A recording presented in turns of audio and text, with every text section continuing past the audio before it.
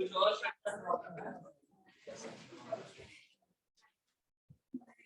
ठीक है ये पढ़ने में ऑफ करो नहीं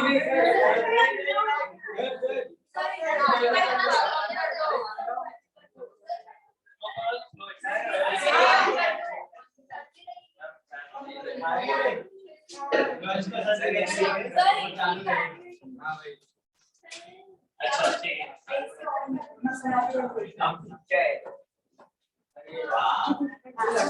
ये तीन कंपाउंड आपको ड्रॉ करना है ठीक है और हो गया लास्ट क्लास CH बार क्या था लास्ट क्लास में BCH ठीक है अब वो कर दिया था ना बहुत ही लगा अभी HCl2 भी कर लिया है ना आपने HCl3 और HClO को ड्रॉ करो और एक चीज याद रखना कोई भी हाइड्रोजन क्लोरीन से अटैच नहीं है ठीक है chlorine is the central atom दोनों केस में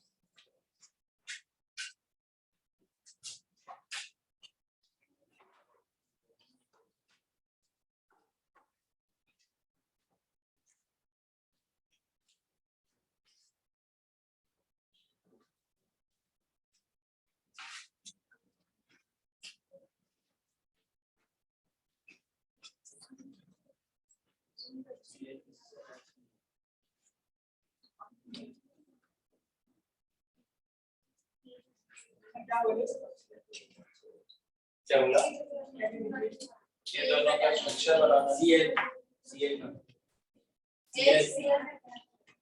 सब Cl से अटैच हाइड्रोजन शुद्ध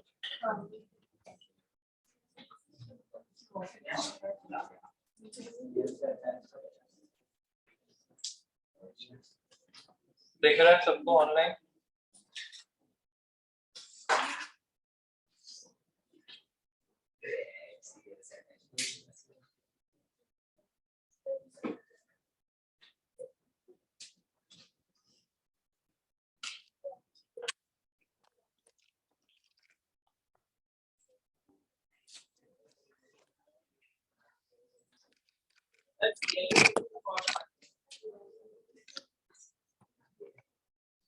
ठीक है कैमरा रोटेट कर दिया अब सही है हाँ Cl कितने बॉन्ड बनाएगा ये तो आप ही को सोचना है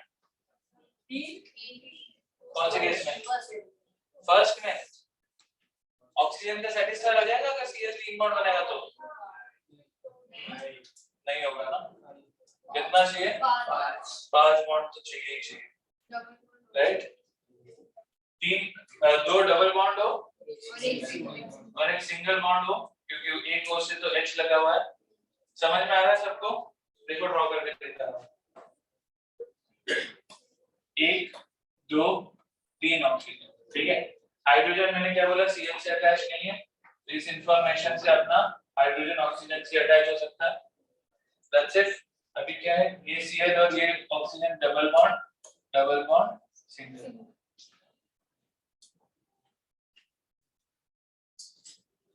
HCl के केस में क्या लगा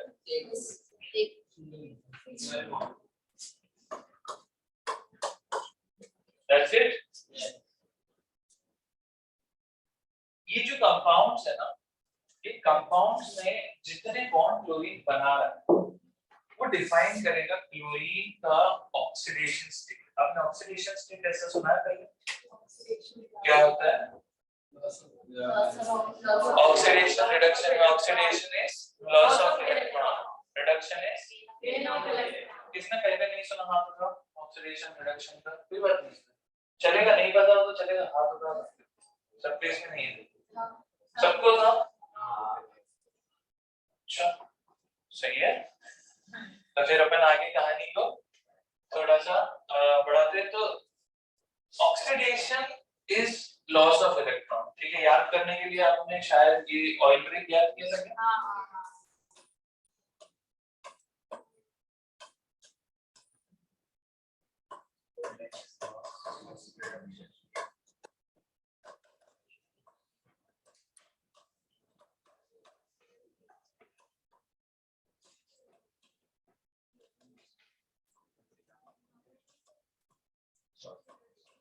right oxidation is loss of electron, reduction is gain of electron. अब इस कॉन्सेप्ट को मैं थोड़ा आगे लेता हूं। मुझे सबसे पहले ये समझना होगा कि ऑक्सीडेशन और रिडक्शन ये किस केस में होता है। समझ रहे हो? कब मेरे पास एक कंपाउंड में एलिमेंट ऑक्सीडाइज होगा या रिड्यूस होगा। पढ़ा है आपने कि ऑक्सीडेशन कब होता है या ऑक्सीडाइज रिएक्शन में ऑक्सीडाइज का मतलब एडिशन ऑफ ऑक्सीजन। ध्यान से देखिएगा, अगर मेरे पास एक सिंपल सा पिछला वाला लिख लिया था सबने, हाँ, अगर मेरे पास एक सिंपल सा एलिमेंट है sodium, sodium is a metal, ठीक है, सॉफ्ट मेटल होता है, आप चाकू से काट सकते हो, पुट्टी होता है ना क्ले, उतना सॉफ्ट होता है, ठीक है। और सोडियम आप जैसे काट के रखोगे तो एयर में से ऑक्सीजन होगा, उसके साथ रिएक्ट करके ये फॉर्म कर देगा एक कंपाउंड जो है Na2O, ठीक है। Na2O में सोडियम का ऑक्सीडेशन स्टेट होता है +1, ये सुना है आपने? सोडियम इलेक्ट्रॉनिक कॉन्फ़िगरेशन याद आ रहा है? Atomic number 11, electronic configuration 281, outermost shell का एक इलेक्ट्रॉन लूज कर देता है, इजीली लूज कर देता है, मतलब ये क्या होने वाला, ऑक्सीडाइज या रिड्यूस? ऑक्सीडाइज, लूज करेगा ना इलेक्ट्रॉन। तो अगर ये अपना इलेक्ट्रॉन लूज करके खुद ऑक्सीडाइज होगा तो ये किसी ना किसी को रिड्यूस करेगा। क्यों? क्योंकि इलेक्ट्रॉन इसने लूज किया है, अगर इसने इलेक्ट्रॉन लूज किया है तो ये इलेक्ट्रॉन किसी के पास तो जाना चाहिए, किसी को तो लेना होगा वो इलेक्ट्रॉन, तो वो इलेक्ट्रॉन कोई लेगा। कौन लेगा? ऑक्सीजन। और तो कोई है नहीं ना, Cl इसमें नहीं है ना, वो तो अपन NaCl बना रहे होंगे तो तब Cl लेगा, लेकिन यहाँ पे तो आपके पास सिर्फ ऑक्सीजन है, तो सोडियम इलेक्ट्रॉन लूज कर रहा है, ऑक्सीजन इलेक्ट्रॉन गेन कर रहा है। अब देखिए सोडियम यहाँ पे एलिमेंटल फॉर्म में है, इसलिए इसका ऑक्सीडेशन स्टेट है 0, ऑक्सीजन का ऑक्सीडेशन स्टेट है 0। ऑक्सीडेशन स्टेट क्या होता है ये सुना आप लोगों ने? हाँ ठीक है, ऑक्सीडेशन स्टेट नहीं सुना, एक पॉइंट लिखिए, ऑक्सीडेशन स्टेट।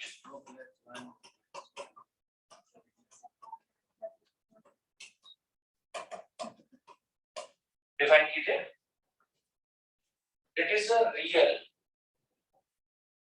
और hypothetical, it is a real और hypothetical charge on an atom, it is a real or a hypothetical charge on an atom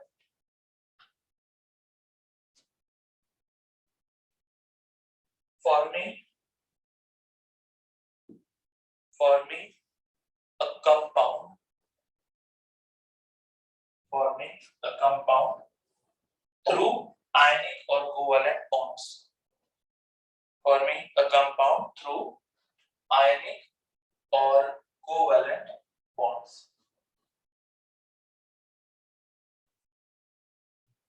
लिखा सबने ऑनलाइन? बोला मैंने? So it's a real, Shaunak क्या हो गया इशू?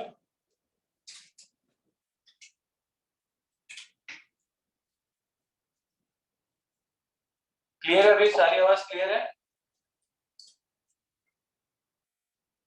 ठीक है। So oxidation state is a real or a hypothetical charge। जैसे एक सिंपल सा एग्जांपल लेता हूँ NaCl, ये मैंने बचपन से पढ़ा हुआ है, आपको पता है NaCl में Na का ऑक्सीडेशन स्टेट क्या है, Cl का ऑक्सीडेशन स्टेट क्या है? Na एक इलेक्ट्रॉन लूज करता है, Cl एक इलेक्ट्रॉन गेन करता है, एक पे +1 एक पे -1, याद आ रहा है नहीं? तो ये जो +1 और -1 है ये इनके ऑक्सीडेशन स्टेट है, ठीक है। अब ये ऑक्सीडेशन स्टेट आपने ये चीज पढ़ा होगा कि एलिमेंट्स के जो एटम्स है अपने आउटरमोस्ट शेल में ऑक्टेट अचीव करने की कोशिश करते हैं सो दैट वो स्टेबल हो जाए, ठीक है। नाउ ऑक्सीडेशन स्टेट कुछ एलिमेंट्स के लिए फिक्स्ड होता है, कुछ के लिए वेरिएबल होता है, मतलब कुछ एलिमेंट्स सिंगल ऑक्सीडेशन स्टेट ही शो करेंगे, कुछ मल्टीपल ऑक्सीडेशन स्टेट शो कर सकते हैं। अब सवाल ये उठता है कि ऑक्सीडेशन स्टेट का कंपाउंड का जो स्ट्रक्चर बनाना है उससे क्या रिलेशन है, तो उसमें मैं आता हूं, ठीक है, उसको थोड़ा होल्ड करके। सो यहाँ पे आप ये समझिए कि अगर मैं कुछ एलिमेंट जिनके ऑक्सीडेशन स्टेट फिक्स्ड है उनको ध्यान से देखना चाहूँ तो वो एलिमेंट्स है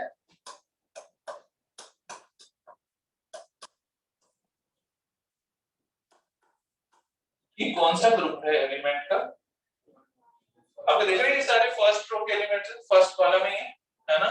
ग्रुप 1A एलिमेंट्स है।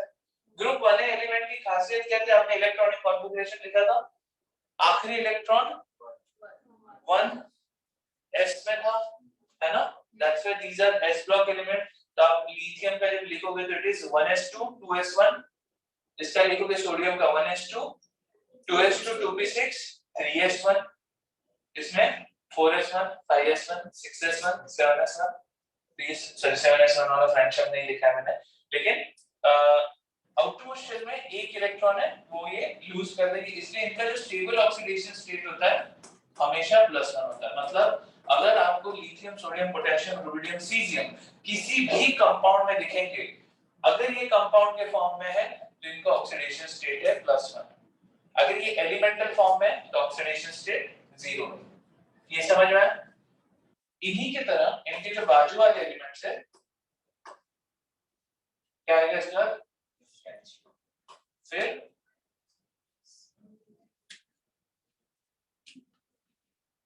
नहीं बेटा मान ले कार स्कूटर बाप राजी, ये पता है बेटा मान ले कार स्कूटर बाप राजी, राजी अपना अगर रेडियम के तो उसको छोड़ देंगे, दैट्स रेडियम। इसके केस में क्या था, ट्रांजियम एंड रेडियम, इनको इसलिए छोड़ देंगे because these are radioactive. Radioactive का मतलब आपको पता है, ये समय के साथ डिसइंटीग्रेट होगा ड्यू टू न्यूक्लियर फिजन, है ना। फ्रांशियम जो है इसका हाफ टाइम होता है, हाफ लाइफ होता है 21 मिनट्स। हाफ लाइफ का मतलब सुना आपको क्या होता है, हाफ लाइफ मतलब इतने समय में अगर मेरे पास 10 ग्राम कैल्शियम फ्रांशियम है तो वो हाफ हो जाएगा। हाफ लाइफ कितना बताया मैंने, 21 मिनट, मतलब हर 20-21 मिनट में फ्रांशियम हाफ हो जाएगा। तो आप इमेजिन कीजिए, आप लाइक 100 ग्राम फ्रैक्शन लेके आए, 1 घंटे बाद कितना बचेगा, हर 21 मिनट में हाफ होता जाएगा। तो पहले हाफ हुआ 21 मिनट, अगले 21 मिनट में और हाफ हो गया, मतलब 1/4 हो गया, अगले 21 मिनट में और हाफ हो गया, 1/8 हो गया, 1/8 12.5 ग्राम, मतलब 1 घंटे के अंदर वो 100 ग्राम फ्रैक्शन अगर 12.5 ग्राम हो जाए तो हम उसको स्टडी ले सकते हैं। तो दैट्स व्हाई हमारे स्टडी में रेडियोएक्टिव वाले जो एलिमेंट्स हैं ये नहीं आते, तो इनको हम होल्ड करके रखते हैं।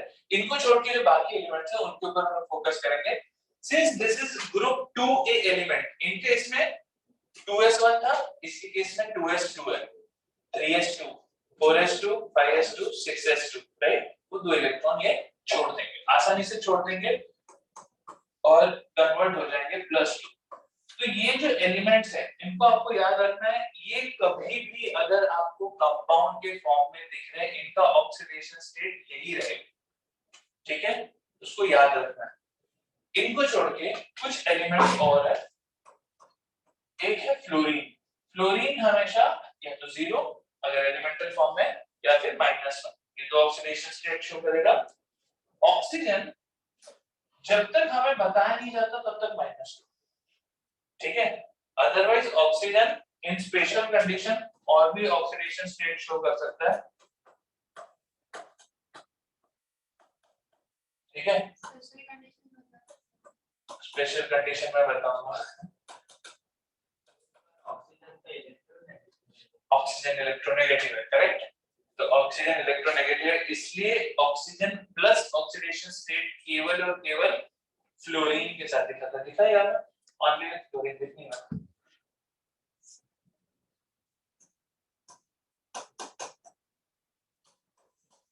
क्योंकि फ्लोरीन क्या हमेशा -1 शो करेगा, तो उसके चलते ये बहुत ही स्पेशल कंडीशन है, ये मैं आपको कंपाउंड बताऊंगा कब होगा। वो -1 और -1/2 ये कब होगा, ये स्पेसिफिकली आपको इन एलिमेंट्स के साथ होते हुए दिखेगा, ठीक है। तो इनके भी कंपाउंड बहुत ही फिक्स्ड है। तो आपका मेन फोकस किस पे होना चाहिए, अगर आपको ऑक्सीजन दिखा तो आप बोलोगे ऑक्सीजन -2 है, until and unless specified, ठीक है। इनको छोड़ के एक बचता है हाइड्रोजन, जो ऐसे तो हमेशा +1 में होता है, लेकिन कभी कभी ये -1 भी शो करता है। तो आपको ऑक्सीडेशन स्टेट्स जो है वो ये वाले याद रखना है।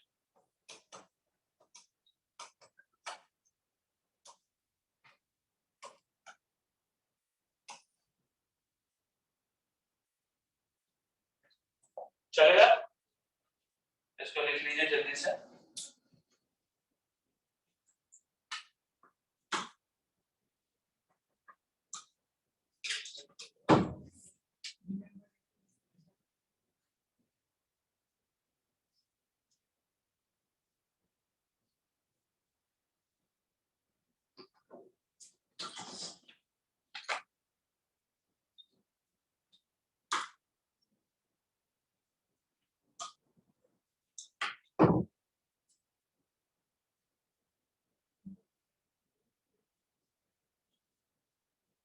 लिख लिया?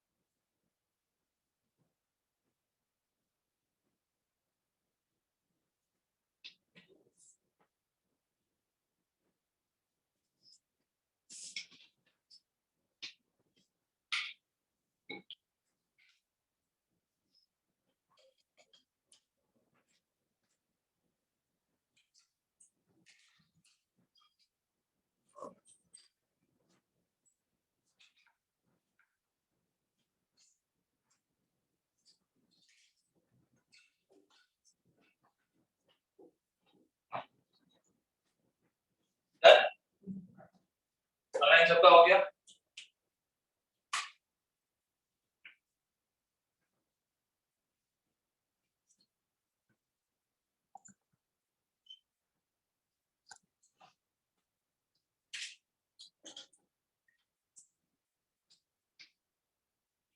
आगे बढ़ते हैं। सो अब इन ऑक्सीडेशन स्टेट्स को आपको ध्यान में रखना है, ठीक है? और अब मैं आपको वापस लेके आता हूँ पिछले इसमें HClO3, ठीक है? अब मुझे सोच के बताइए, H का ऑक्सीडेशन स्टेट अपने को गिवन होता है, लाइक अपने रखा है +1, ऑक्सीजन का कितना? ऑक्सीजन का -2, H का +1, उसके अकॉर्डिंग Cl का कितना आना चाहिए? आपको ये समझ आया? कंपाउंड टोटल न्यूट्रल है, तो ऑक्सीडेशन स्टेट का जो सम है it should be 0 hydrogen +1, chlorine मेरे को नहीं मालूम, अभी लीजिए X मान चलेगा। ऑक्सीजन का कितना होता है? -2 होता है। कितने ऑक्सीजन है? 3 oxygen, total should be equal to 0, तो 1 + x - 6 = 0। x की वैल्यू कितनी आई? +5 आई। अभी आपको पता है, मैं आपको शुरुआत में बताया था सारे के सारे क्लोरीन को ही, मतलब सारे के सारे ऑक्सीजन क्लोरीन से अटैच है, हाइड्रोजन अटैच नहीं है। अब देखो यहाँ पे कितने बॉन्ड बनाए क्लोरीन ने, 1 2 3 4 5, +5 ऑक्सीडेशन स्टेट आपको कनेक्ट हुआ क्या? कनेक्ट हुआ क्या? तो लग गई। दूसरा वाला देखो, अब मैं कैलकुलेशन नहीं कर रहा हूँ, अब यहाँ से अंदाजा लगाओ क्लोरीन पे क्या होगा? +1 होगा, एक ही बॉन्ड है, कैलकुलेट करके देखते हैं। Hydrogen +1 + x - 2 = 0। x = कितना है? +1 है, समझा क्या? मतलब जितना बॉन्ड होगा उतना वो, जितना बॉन्ड होगा उसके अकॉर्डिंग आप ऑक्सीडेशन स्टेट डिसाइड करो। अब पॉइंट ये है, ऐसा नहीं कि आप ऑक्सीजन के बॉन्ड को फिर ऑक्सीजन के ऊपर प्लस कर, तो अब अपने को एक इंफॉर्मेशन और एक्स्ट्रा लगेगी कि दोनों में से अगर ये बॉन्ड टूटेगा तो प्लस किस पे जाएगा और माइनस किस पे जाएगा। समझ में आ रहा है क्या बोल रहा हूँ? ठीक है, एक काम करते हैं, कुछ एग्जांपल ट्राई करते हैं, ठीक है, और फिर अपन उनके स्ट्रक्चर। मुझे तो N2H4 ऐसा कोई कंपाउंड ड्रॉ किया है आप लोगों ने? नहीं, चलो ड्रॉ करो।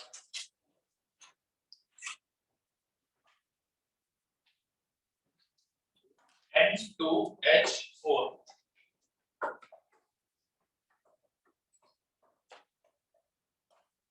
ठीक है, पहले इसका ऑक्सीडेशन स्टेट फिगर आउट करो। क्या लग रहा है नाइट्रोजन का ऑक्सीडेशन स्टेट क्या होगा? 3 होगा। हाइड्रोजन कितने हैं? 2 होगा। 2 प्लस या माइनस? -2 होगा। आप समझ रहे हो? 2 नाइट्रोजन अज्यूम कर लेते हो, इसका 2x है। हाइड्रोजन का कितना होता है? +1, तो +4 शुड बी इक्वल टू 0, तो x इज इक्वल टू -2 है ना? मतलब नाइट्रोजन -2 ऑक्सीडेशन स्टेट में है। सुपर। तो स्ट्रक्चर का सोचते हैं कैसा होगा स्ट्रक्चर।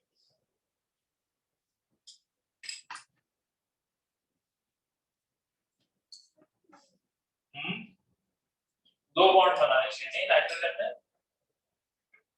नाइट्रोजन मैक्सिमम कितने बॉन्ड बनाता है मतलब स्टेबल होने के लिए? 3 ना, 2,5 है ना, एटॉमिक नंबर 7, उसको 3 ही इलेक्ट्रॉन चाहिए। सही बात है? समझ आ रहा है? तो 3 आगे कैंसिल, किसी का बोलो ना। Correct, perfect. सोचो जल्दी जल्दी सोचो, कुछ तो सोचो, क्या लग रहा है?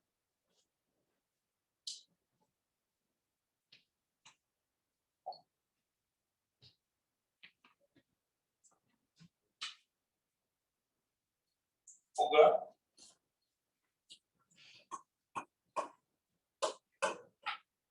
एक नाइट्रोजन 3 बॉन्ड बनाएगा, लेकिन आपको दिख रहा है नाइट्रोजन पे -2 चार्ज, -2 ऑक्सीडेशन स्टेट। मतलब एक बॉन्ड हो सकता है नाइट्रोजन का नाइट्रोजन के साथ ही। आप समझ रहे हो? ये बॉन्ड अगर मैं तोड़ूंगा, एक पे प्लस एक पे माइनस तो ला नहीं सकता, दोनों नाइट्रोजन ही है। दूसरा वाले का मैंने क्या गुना किया, राइट? ये वाला बॉन्ड टूटेगा तो दोनों पे 0-0 ही होगा। तभी अपन ने क्या बोला, एलिमेंटल फॉर्म में जो कोई भी एटम होगा उसका ऑक्सीडेशन स्टेट 0 होगा। जैसे फॉर एग्जांपल अगर मेरे पास हाइड्रोजन है, H2 है, ऑक्सीजन, O2 नाइट्रोजन, N2, ये देखिए ना आप लोगों ने structure, single bond, double bond, triple bond, है ना? तो आप ये सोचो, ये ऑल्दो कंपाउंड के फॉर्म में, लेकिन इनके ऑक्सीडेशन स्टेट सबके 0 है। व्हाई? बिकॉज़ दोनों आपस में ही बॉन्ड कर रहे हैं। एक के ऊपर आप प्लस देने होगा तो दूसरे पे माइनस लाना पड़ेगा, तो फिर नाइंसाफी हो जाएगी, है ना? तो ये बॉन्ड तो एज इट इज है। अब कौन बचा? हाइड्रोजन बचे, बना दो हाइड्रोजन के साथ बॉन्ड। समझ में आया क्या? हाइड्रोजन नाइट्रोजन का बॉन्ड टूटेगा, हाइड्रोजन पे प्लस आएगा, नाइट्रोजन पे माइनस आएगा। अब सोचो ये दो बॉन्ड टूटे तो इस नाइट्रोजन पे -2, ये दो बॉन्ड टूटे इस नाइट्रोजन पे -2। कनेक्ट हो रहा है आपको ऑक्सीडेशन स्टेट और स्ट्रक्चर का कैसा रिलेशनशिप है? मैं बोला नाइट्रोजन और हाइड्रोजन का जब बॉन्ड टूटेगा तो ये एक बॉन्ड टूटेगा तो इसका +1 इसका -1, ये बॉन्ड टूटेगा तो +1 -1, तो दोनों का बॉन्ड टूट जाएगा इसका -2, है ना? कूल। एक और ट्राई करें।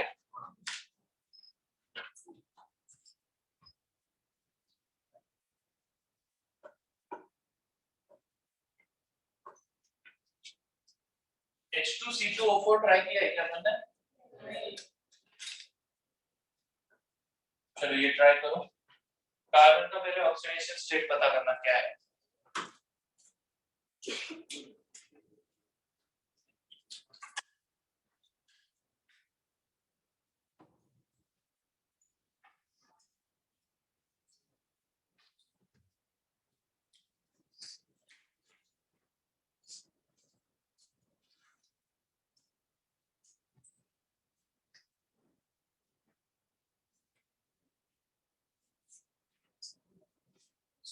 हाँ +3 आ रहा है क्या? कार्बन कितना है दोस्त? 2 कार्बन है ना? 5 है, 3 है। करो एक बार देख के देखो। सही है। देखो +1 मल्टीप्लाइड बाय 2, कार्बन को x मान लेता हूँ तो plus x multiplied by 2 plus -2 multiplied by 4 should be equal to 0। ये सबको समझ में आ रहा है ना ऑक्सीडेशन स्टेट? पक्का प्लीज बता दो, ऑनलाइन सबको क्लियर है ये how to calculate oxidation state? अभी अपना क्या आएगा value 2 + 2x - 8 should be equal to 0। x की वैल्यू कितनी आई? +3 है ना। सुपर। अब थोड़ा अंदाजा लगाओ क्या होगा फिर ना। एक सेकंड, कितना स्ट्रक्चर ड्रॉ करके देखिए। करेक्ट है, करेक्ट है। कैसे ड्रॉ किया तूने ये? तो सही है। परफेक्ट। -2 ऑक्सीजन, 4 ऑक्सीजन तो -2 × 4।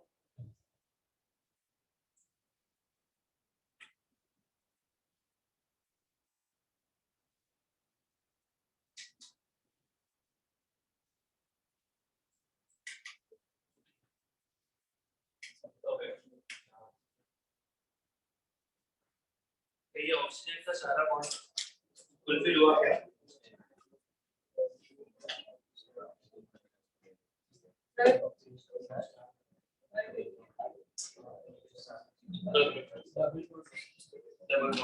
मतलब ये दोनों का बीच का बॉन्ड वो काउंट नहीं होता नहीं, क्योंकि दोनों सेम एटम है ना। अगर आपके पास दोनों सेम एटम है तो उनके बॉन्ड को हम प्लस और माइनस ऐसा चार्ज नहीं देंगे। That's it. सबको आ गया क्या इसका? नहीं है, ठीक है। कार्बन +3 में मतलब कार्बन 3 बॉन्ड ऐसे बना रहा है जो किसी अलग एटम के साथ है, करेक्ट। लेकिन कार्बन का जो वैलेंसी होता है वो 4 होता है। वैलेंसी सुने हो? कितने नंबर ऑफ बॉन्ड बनाता है, ठीक है। कार्बन 4 बॉन्ड बनाता है तो ऑब्वियसली +3 ऑक्सीडेशन स्टेट है, इसका मतलब एक बॉन्ड तो कार्बन कार्बन के बीच में। सही बात है। अब बाकी बॉन्ड किसके साथ होंगे? तो अपने पास 4 ऑक्सीजन है।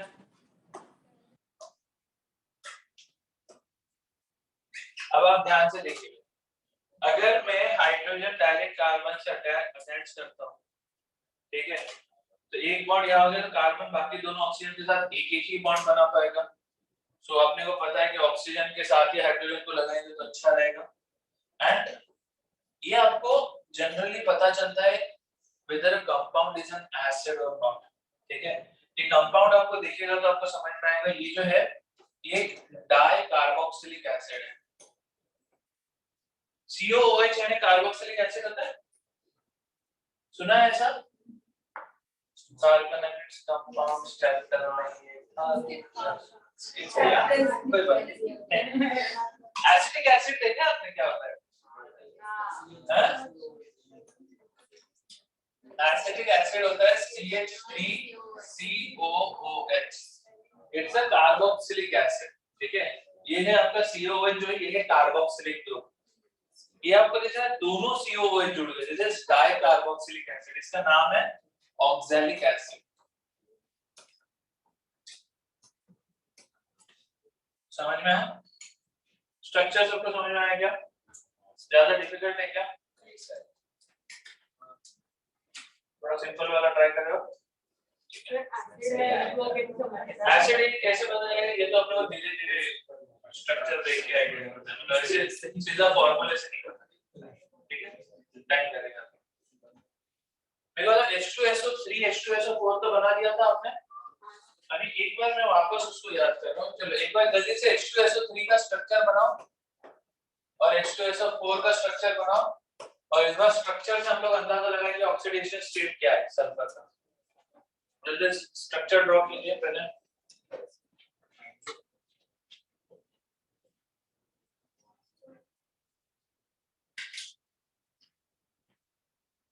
आप बॉन्ड्स के बेसिस पे अंदाजा लगा सकते हो ना।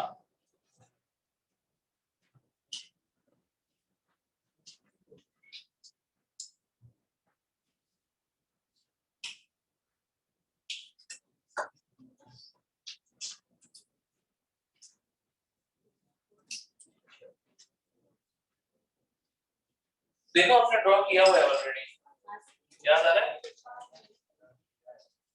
सल्फर का ऑक्सीडेशन स्टेट क्या आ रहा है H2SO3 में? 4 आ रहा है क्या? हाँ सर। स्ट्रक्चर देखो H2SO3 का स्ट्रक्चर क्या था? ये था।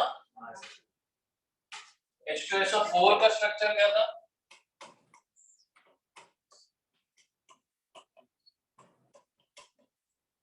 दिख रहा है सबको?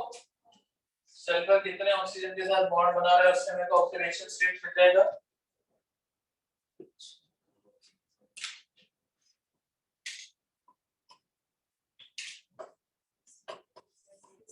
है ना?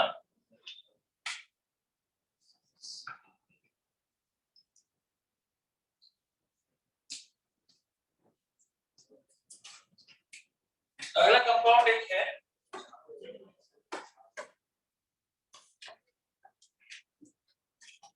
इसमें जरा बताइए H2S में सल्फर का स्ट्रक्चर कैसा होता है? H2S का स्ट्रक्चर कैसा होता है? H2S hydrogen sulphide.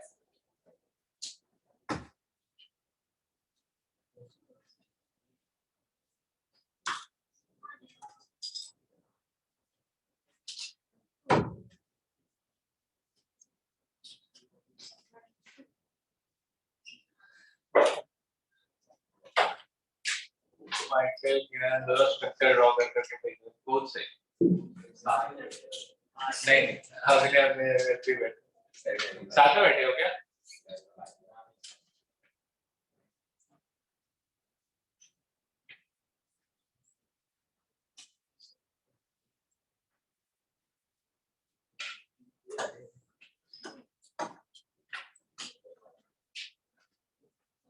पहले मुझे बताओ ऑक्सीडेशन स्टेट क्या मिल रहा है? -2 सबको दिख रहा है? अभी बॉन्ड कैसा होगा? पानी के जैसा? वाटर का कैसा था? सिंपल है। अब आप देखो ये जब बॉन्ड कटा तो इस पे +1 है, इस पे -1 है। ये जब कट होगा इस पे -1, इस पे +1, तो that's why sulphur is in -2। Clear है? अब आप ये देख रहे हो सल्फर सेम एलिमेंट अलग-अलग कंपाउंड में अलग-अलग ऑक्सीडेशन स्टेट दिखा रहा है। करेक्ट? इसका मतलब ये है कि हर एलिमेंट के लिए कोई अपन फिक्स ऑक्सीडेशन स्टेट लेके नहीं चल सकते। तो आपको मेंटली रेडी होना होगा कि कुछ भी एलिमेंट मतलब कई सारे एलिमेंट कुछ भी अलग-अलग ऑक्सीडेशन स्टेट दिखाते होंगे। एक कंपाउंड दे रहा हूं, ठीक है? ध्यान से सोच के बताना इसमें अंडरलाइंड एलिमेंट का ऑक्सीडेशन स्टेट क्या होगा। नाम पता है आपको कंपाउंड का? Potassium permanganate. मैंगनीज का ऑक्सीडेशन स्टेट फाइंड आउट कीजिए। पर्पल कलर का होता है। परफेक्ट। यूज किया है क्या? हाँ सर। स्प्राउट्स के साथ सर एक फोल्डर में पोटैशियम को पैकेट होता है और एक में स्प्राउट्स होता है। ठीक है। फिर वो स्प्राउट्स पोटैशियम परमैंगनेट को अपने साइड खींचता है। कैसे कैसे दो टेस्ट ट्यूब है? हाँ और उसके एक लाइन अच्छा बीच में ऐसा कनेक्टेड है। हाँ तो फिर ना हम लोग एक सीधा रखते हैं तो पोटैशियम परमैंगनेट को स्प्राउट्स खींचता है। ये बढ़िया इंटरेस्टिंग है। ये क्यों होता है?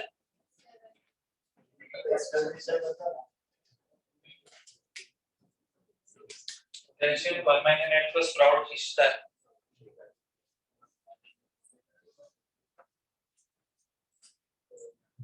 आ गया? क्या ऑक्सीडेशन स्टेट है? सबका है क्या? एक बार चेक कर लेता हूँ। पोटेशियम +1 होता है, ये तो रखना है ना? ये तो फिक्स होता है। मैंगनीज को अभी के लिए x मान लेता हूँ। ऑक्सीजन का -2 मल्टीप्लाइड बाय 4 कितना हो गया टोटल? 0। तो 1 + x - 8 = 0, x = +7। सही बात है? स्ट्रक्चर बनाना अभी स्ट्रक्चर बनाते हैं। बना दिया? परफेक्ट। बना है। सबको लग रहा है ये लग रहा है। सबको लग रहा है।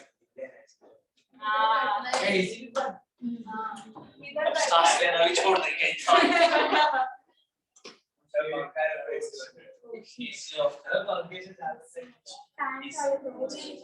फिर दूसरा वाला पीछे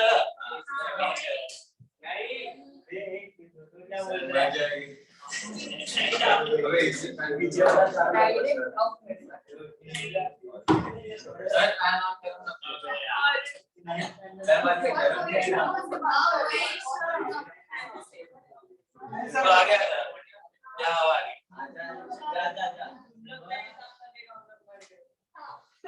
जा रहे डोरी करके फालतू बातें कर रहे हैं सर कहां पे आगे आ इधर है सर के बारे में आगे आगे इधर बैठ के क्या मिलेगा स्ट्रक्चर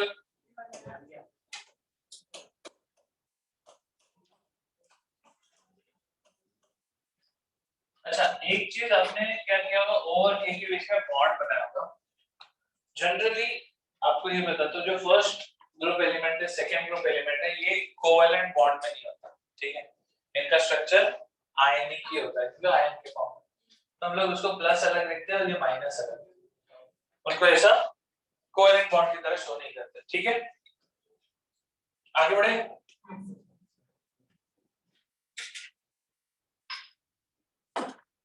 ठीक है अब एक स्ट्रक्चर है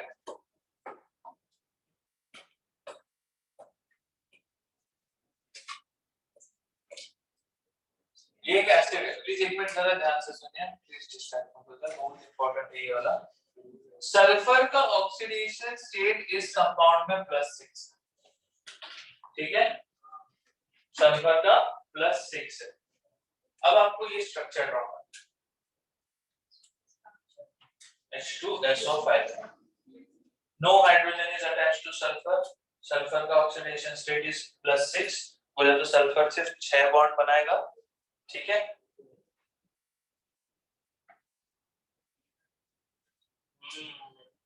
बट 8 नहीं है इसी के लिए तो पूरी कहानी इतनी रचा के लाए थे क्योंकि क्या स्ट्रक्चर सीधा सीधा बनाना आसान है हो गया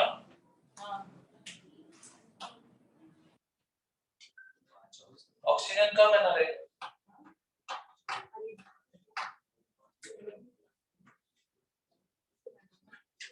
ट्राई करो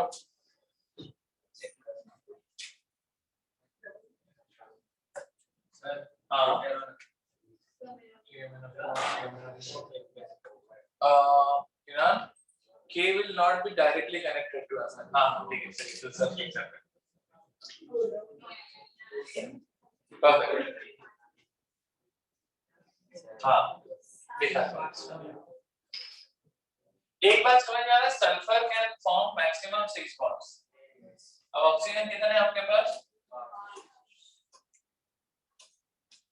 5 है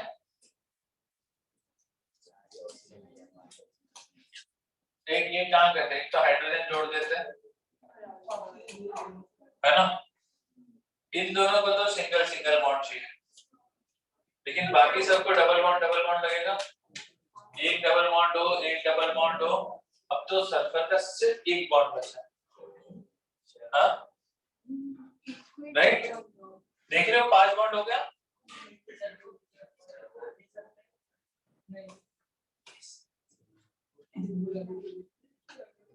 देखा कि क्या हुआ ये हमको पता चलता है बिकॉज हमें ऑक्सीडेशन स्टेट पता है ठीक है क्या बात है इसमें भी बड़ा सुंदर ड्रॉ किया नहीं सही है तुमने बनाया सही है लेकिन स्ट्रक्चर अनफॉर्चूनेटली ऐसे एग्जिस्ट नहीं करता बट अच्छा बनाया मतलब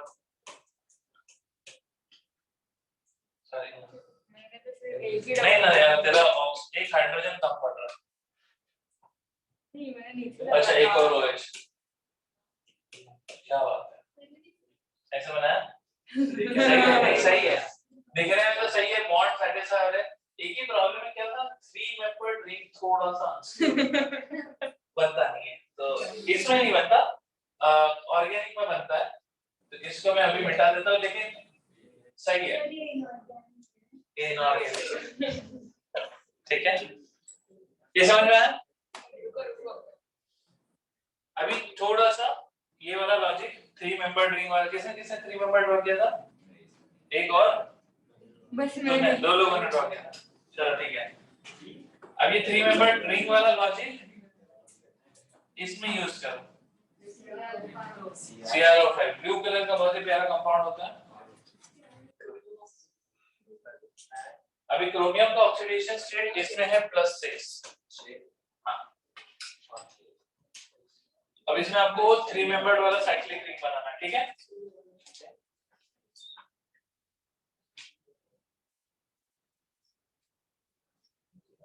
तुम लोगों को मैंने टेट्राहेड्रल वगैरह स्ट्रक्चर बताया था लास्ट में? नहीं बताया, ठीक है।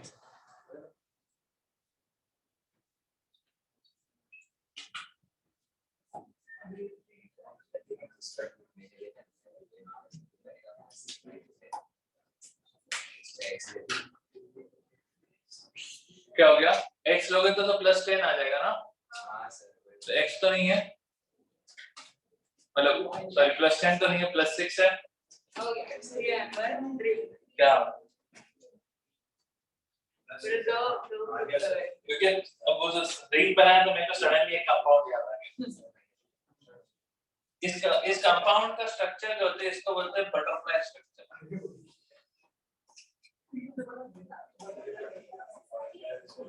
देख रहे हैं क्या?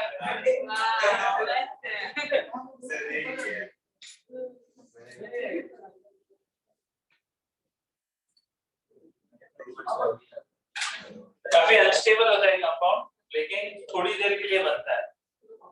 क्रोमियम की रिएक्शन होती है उसमें थोड़ी देर के लिए कंपाउंड बन जाता है। ये मैं कभी लैब में आपको बना के दिखाऊंगा, उसके बाद अपन इसके बाद लैब वो सेटअप रेडी है, थोड़ा सा क्या ना बड़ा हेवी है सामान, तो उसको एक पहले सूटकेस में डाल के बनाना, जल्दी चालू होगा लैब। क्या कह रहे हैं? सॉरी, टाइट्रेशन वाला करेक्ट। यहाँ तक क्लियर है? अच्छा, तो अभी सवाल ये उठता है कि अपन ने ऑक्सीडेशन स्टेट देख लिया, ऑक्सीडेशन स्टेट निकालना था। ये कंपाउंड जो है इनके ऑक्सीडेशन स्टेट आप डायरेक्टली कैलकुलेशन से नहीं बता सकते, वो अपने को याद ही रखना है, ठीक है? तो ये स्ट्रक्चर को आप ऐसा स्टार मान लो, क्रॉस में दोनों को स्टार मान, ठीक है? इसको याद रखना है दोनों। अभी मैं आपको ऑक्सीडेशन स्टेट का एप्लीकेशन लेके जाता हूँ, ये आगे बढ़ो।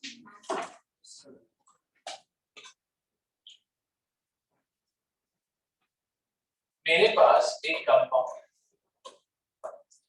KClO3, इसको जब मैं हीट करता हूँ तो मुझे मिलता है KCl + O2, ठीक है? आपको मुझे बताना है क्या इसमें ऑक्सीडेशन हो रहा है, क्या इसमें रिडक्शन हो रहा है? अगर हो रहा है, किसका हो रहा है?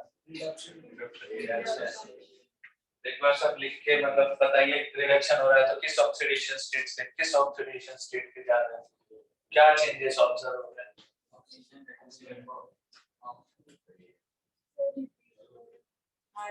ये रिएक्शन है, समझा नहीं? ठीक है, ये रिएक्शन है, KClO3 हीट करने पे KCl और O2 बना रहा है। मेरा क्वेश्चन ये है कि ये जो रिएक्शन है क्या ये ऑक्सीडेशन है या रिडक्शन है या जो भी है इसमें? अगर ऑक्सीडेशन है तो कौन ऑक्सीडाइज हो रहा है, किस ऑक्सीडेशन स्टेट से किस ऑक्सीडेशन स्टेट में जा रहा है? रिडॉक्स रिडॉक्स होगा ना? क्योंकि देखो KCl निकाल रहा है ऑक्सीजन को और ऑक्सीजन भी लूज कर रहा है, दोनों अराइव है। सही। हाँ, रिडॉक्स है। सबसे पहला पॉइंट तो ये आता है, आपने ये सुना है oxidation is loss of electron, reduction is gain of electron. अगर इलेक्ट्रॉन कोई लॉस किया तो किसी को तो गेन करना ही पड़ेगा, ऐसे लुक्का इलेक्ट्रॉन डूब नहीं सकता, तो फिर आपको अगर एक को ऑक्सीडाइज करना है तो किसी को तो रिड्यूस होना ही पड़ेगा। तो लाइफ में जब भी आपके सामने कोई ऑक्सीडेशन होता हुआ देखा, ध्यान रखना रिडक्शन भी हो रहा है, क्योंकि सारे के सारे रिएक्शन जो होते हैं जिसमें इलेक्ट्रॉन एक्सचेंज होते हैं, दे आर रेडॉक्स रिएक्शन, ठीक है। सर जैसे reduction- रिएक्शन को रेडॉक्स रिएक्शन भी नहीं बोलते। सब रिएक्शन को नहीं, सारे रिएक्शन जिसमें इलेक्ट्रॉन एक्सचेंज होते हैं। तो खाली ऑक्सीडेशन रिएक्शन है, खाली रिडक्शन नहीं हो सकता, खाली ऑक्सीडेशन हो ही नहीं सकता, खाली रिडक्शन हो ही नहीं सकता, ठीक है। गलत पढ़ा है हमें बचपन से। नहीं मतलब शायद तुमको एक आध लाइन में लिखवा दिया हो।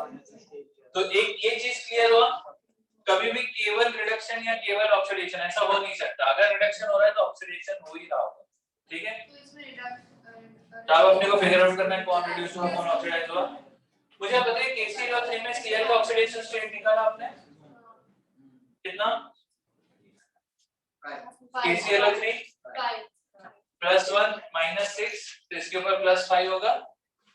KCl में क्या होगा उसका ऑक्सीडेशन स्टेट? -1। ये सबको क्लियर है? +5 कैसा है, सबको क्लियर है? हाँ या ना? किसी को नहीं है तो बताओ, मैं कैलकुलेट करके दिखा रहा हूँ। K पे +1 होता है, ठीक है। Cl पे मैं अज्यूम कर रहा हूँ X है, ऑक्सीजन पे -2 होता है, -2 × 3 टोटल क्या होगा 0। तो 1 + x - 6 = 0, x = +5 चलेगा, क्लियर है। क्लोरीन +5 से कहा जा रहा है -1, ठीक है। तो ये ऑक्सीडाइज हो रहा है या रिड्यूस हो रहा है?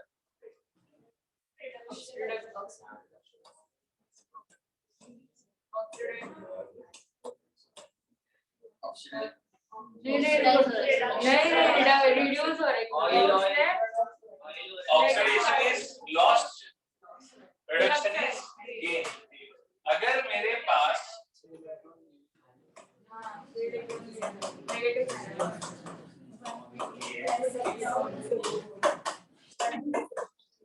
नंबर लाइन है +5 से -1 आना है,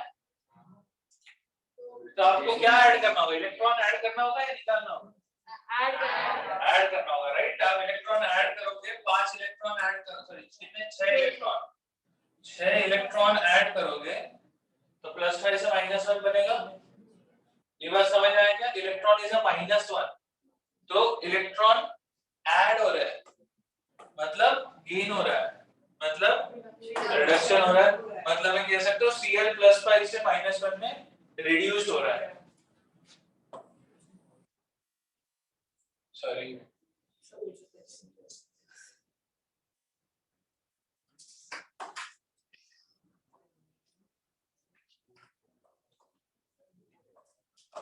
ऑक्सीडाइज कौन हो रहा है? ऑक्सीजन ऑक्सीडाइज हो रहा है, सोच रहे हो? ऑक्सीजन किस ऑक्सीडेशन स्टेट में आता है? -2 अपने को इंटरनल पता है, और ये कहा जा रहा है 0 में। आप देख रहे हो -2 से 0 की तरफ जा रहा है। इलेक्ट्रॉन निकालने पड़ेंगे कितने? माइनस चार्ज कम हो रहा है ना,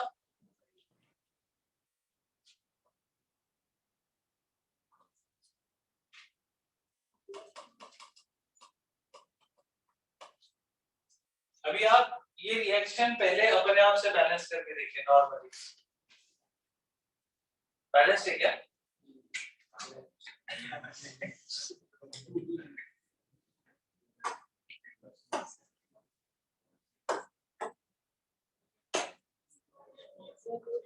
टू टू थ्री है ना, मतलब for every 2 potassium chlorate you will get 2 potassium chloride and 3 oxygen, right?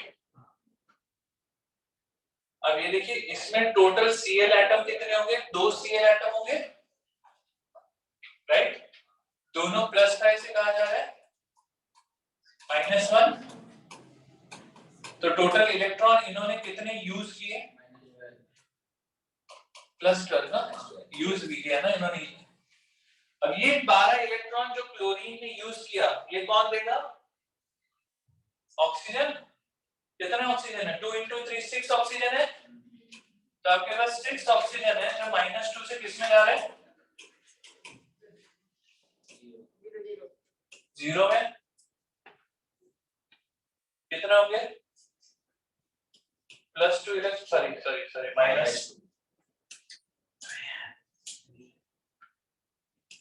-2 electron और ये कितनी बार हो रहा है 6 टाइम हो रहा है तो यहाँ पे टोटल इलेक्ट्रॉन कितना है -12 इलेक्ट्रॉन। आपको ये बात समझ में आ रही है जब मैं बोला रिडक्शन होगा तो ऑक्सीडेशन भी होगा और ऑक्सीडेशन में अगर 12 इलेक्ट्रॉन लूज हो रहा है सॉरी गेन हो रहा है तो रिडक्शन में उल्टा बोला ना ऑक्सीडेशन में अगर 12 इलेक्ट्रॉन लूज हो रहा है तो रिडक्शन में 12 इलेक्ट्रॉन गेन होगा। ये क्लियर है सबको? तो मैं रेडॉक्स का यूज करके रिएक्शन को बैलेंस भी कर सकता हूँ। एक बार ये लिख लीजिए फिर एक रिएक्शन देखते हैं जो आप नॉर्मली बैलेंस करके देखिएगा और फिर रेडॉक्स से बैलेंस करके देखिए। ये समझ में आया सबको?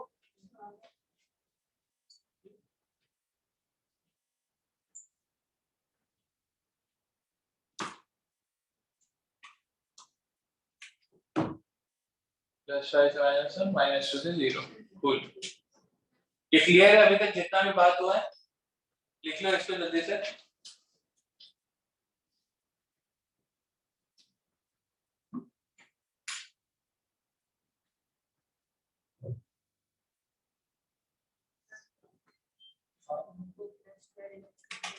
+12 नहीं समझा? ठीक है समझा। Cl +5 से -1 में गया। Cl +5 से +4 में जाता था, एक इलेक्ट्रॉन लिया होता। हाँ, जब एक इलेक्ट्रॉन लेते जाएगा तो उसका चार्ज कम होता जाएगा। तो +5 से -1 के बीच में उसको 6 इलेक्ट्रॉन लेने पड़ेंगे। एक Cl एटम 6 इलेक्ट्रॉन लेगा तो 2 Cl एटम 12 इलेक्ट्रॉन लेगा। आप देख रहे हो यहाँ पे आपके पास 2 Cl एटम्स है और उससे आपको और साथ में आपके 6 ऑक्सीजन एटम है जो -2 से 0 में जा रहा है। तो -2 से 0 में जाने में इलेक्ट्रॉन लूज करना पड़ेगा।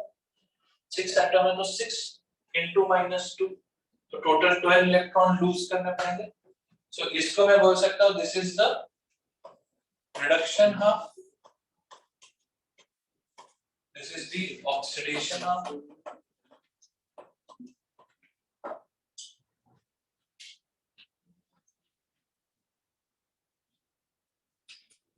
अब कुछ और क्वेश्चन करते हैं। बता कहाँ पे लिखा है? वो पूछता है कि ये ऑक्सीजन किधर इलेक्ट्रॉन निकल रहा है। ऑक्सीजन का इलेक्ट्रॉन किधर निकल रहा है? मतलब ये के पास जा रहा है। किसके पास जा रहा है? यहाँ से 12 इलेक्ट्रॉन निकला ना, ये 12 इलेक्ट्रॉन इधर क्लोरीन के पास गया। ठीक है, आगे बढ़े, लिख लिया।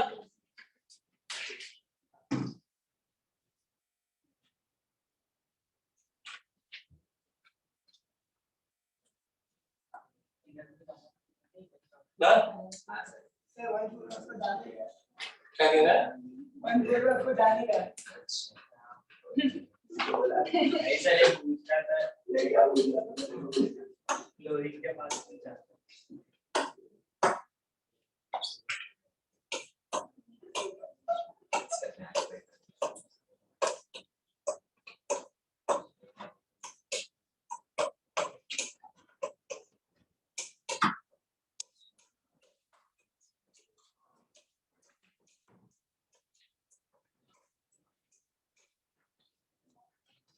रिएक्शन दिख रहा है आपको?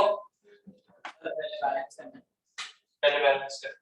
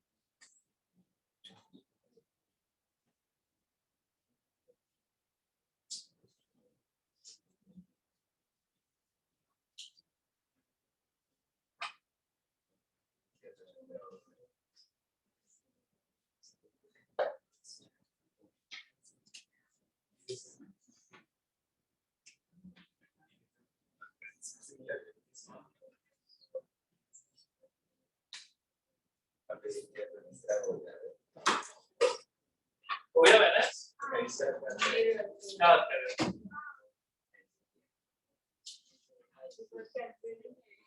ऑक्सीजन चेक करते रहना। क्या होगा बैलेंसिंग समझ रहा है तुझे?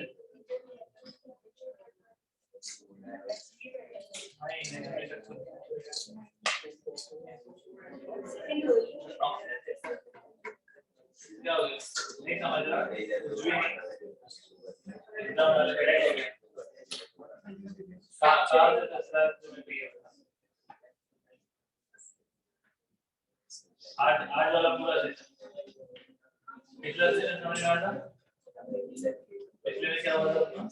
स्ट्रक्चर बनाया था। वो बात किया तो स्ट्रक्चर बनाना करते रहता।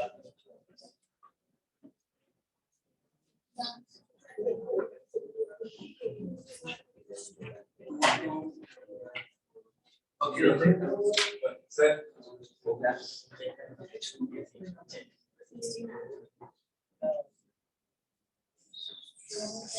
तो कौन इधर बना दिया ना?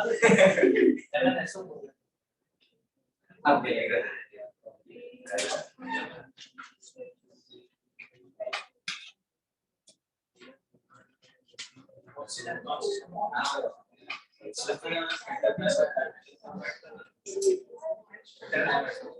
उससे मार्केट में क्या है ना? एक से सब चीज हो जाएगा। तभी तो बड़ा वाला इक्वेशन है। बेसिक बैलेंसिंग मुझे क्लियर है। Normal balancing number of atoms दोनों साइड में इक्वेट करने वाला हुआ आई दोनों साइड में कितने पोटेंशियल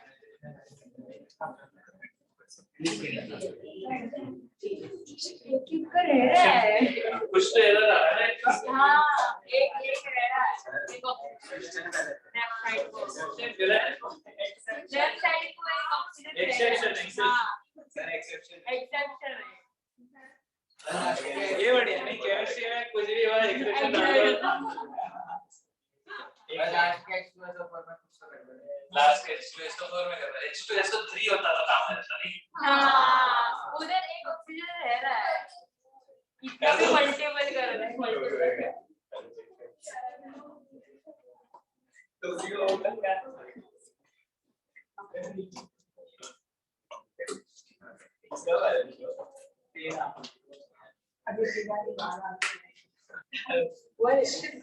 पोटेशियम यहाँ पे 1 है और यहाँ पे 2 है, राइट? पोटेशियम सबसे पहले बैलेंस कर दे तो हो गया राइट। चलो पोटेशियम बैलेंस हो गया 2। अब मैंगनीज कितने हैं? 2। यहाँ पे कितना है? तो मैंगनीज बैलेंस हो गया, ठीक है। सल्फर कितने हैं राइट हैंड साइड में? 4 sulphur, right. Left hand side में लेफ्ट में 2 3 एक ही है सल्फर एक ही है तो 4 से मल्टीप्लाई कर दो। सल्फर 4 हो गया। हाइड्रोजन तो बैलेंस है।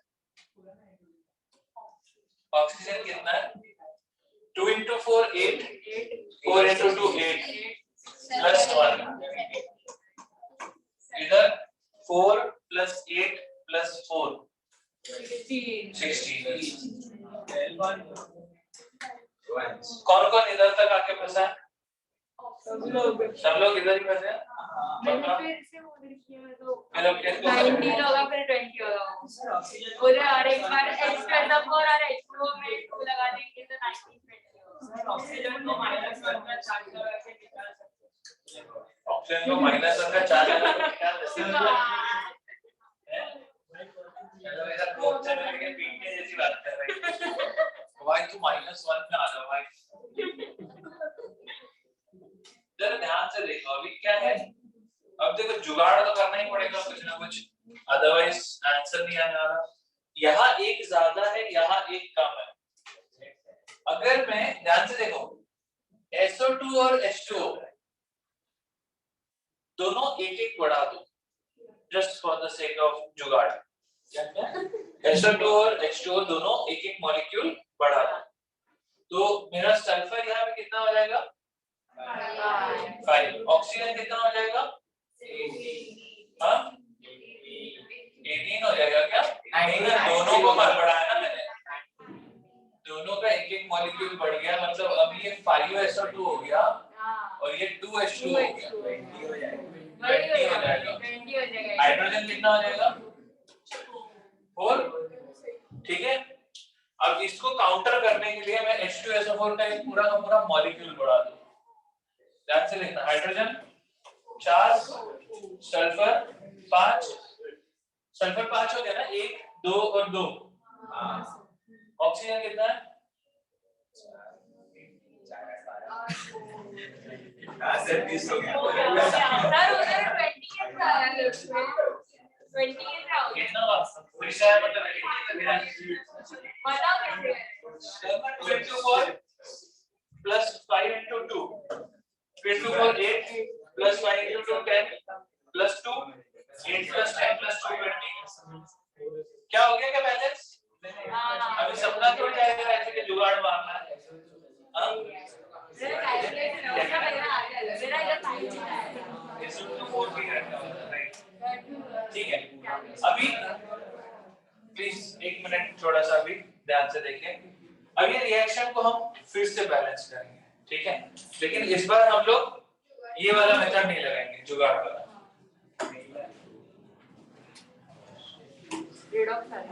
यस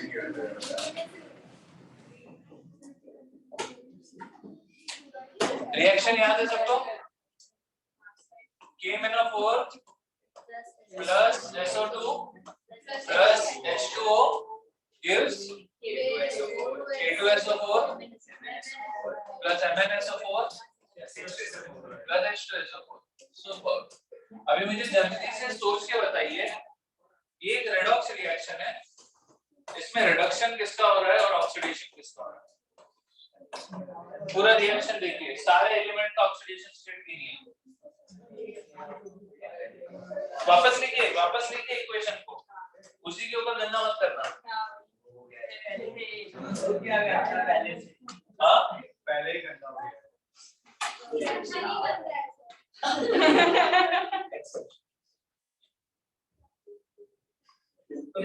बहुत सोचा बड़ा जोश आज का तो थोड़ा डराने के क्लास ही बैठा था, खतरनाक चीजें दिखाई दे, थोड़ा थोड़ा डर लगेगा, इतना सब चुल्लू बुल्लू लगेगा तो फिर कैसे मजा आएगा, फिर बोलेंगे अरे आईटी कर रहा क्या बाहर जाके लोगों को बोलोगे आईटी कर केमिस्ट्री, आज जाके बाहर बोलेंगे पता नहीं भाई केमिस्ट्री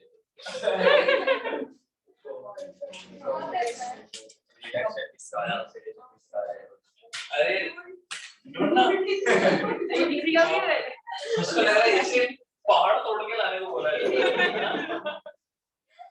चलो या पोटेशियम परमैंगनेट तो अभी क्या था ये +7 में था, ये +1 में था और ये -2 में था।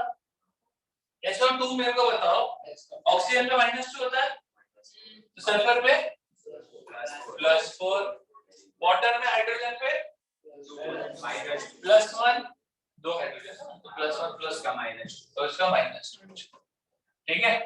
अभी K2SO4 में आओ, K2SO4 में K के ऊपर कितना है +1, K पे तो हमेशा +1 ही रहेगा कंपाउंड में, तो O के ऊपर कितना होता है -2, तो सल्फर पे कितना आया +6। किसको किसको इसमें दिक्कत आ रहा है, देखो +1 है, +1 × 2 ये पोटेशियम का हो गया, सल्फर का x मान लो और ऑक्सीजन का -2 × 4, टोटल शुड बी 0, मतलब क्या है 2 + x - 8 = 0, x की वैल्यू कितना है 6,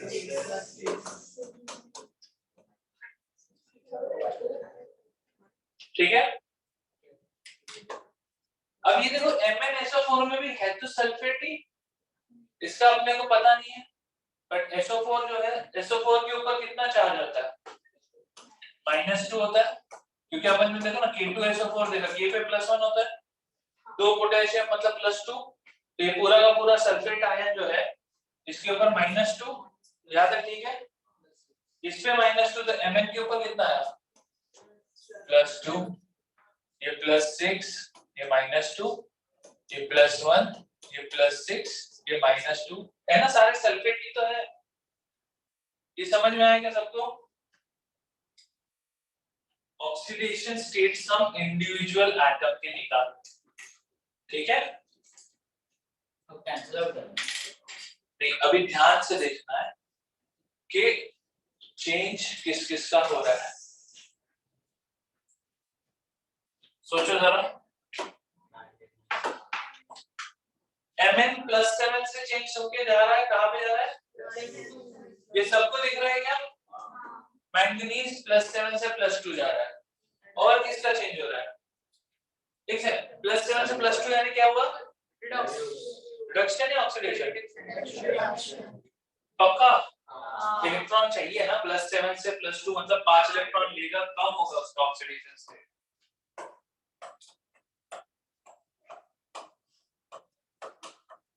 +5 इलेक्ट्रॉन्स, ठीक है, ये क्लियर है।